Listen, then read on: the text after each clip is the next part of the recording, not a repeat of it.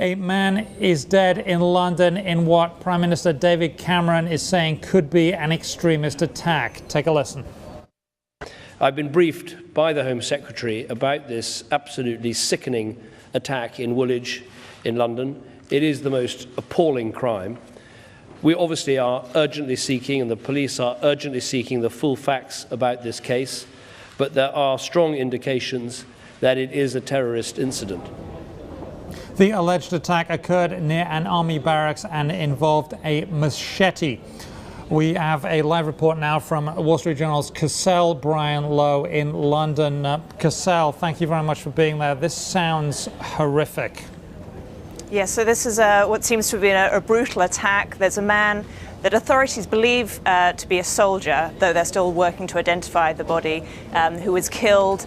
Two men have been shot by police. Those are the believed attackers. Those two men have been arrested and taken to hospitals for injuries.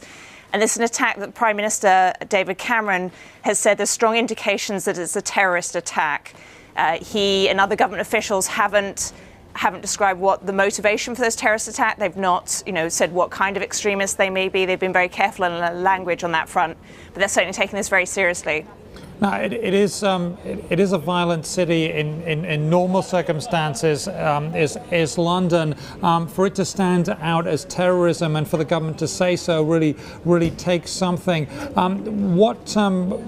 What is the reaction in London right now? What is the mood? London's no stranger to terror attacks.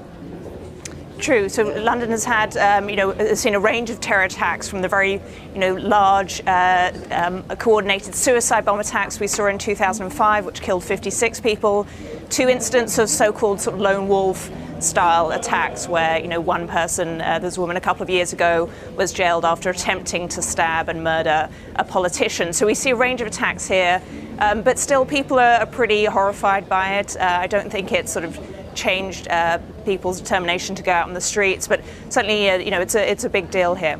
Now, in the past, there have been terrorists from overseas. Do we have any indication of whether these are homegrown terrorists, whether these are Islamic terrorists, whether these are terrorists from Northern Ireland? What is the indication so far?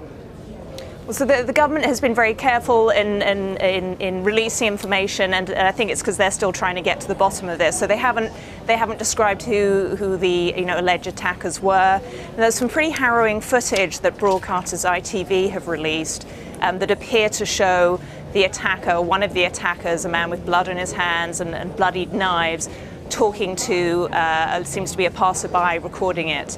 And he's got a British accent, but he talks about how the attacks are retribution for attacks in what he calls our lands. And he calls on, the British government to bring the troops back, is what he says. But that video couldn't be independently verified, and authorities aren't commenting on the veracity of that. Okay. Sad times. Thank you very much, Cassel Brian Lowe with the Wall Street Journal in London. We appreciate your time.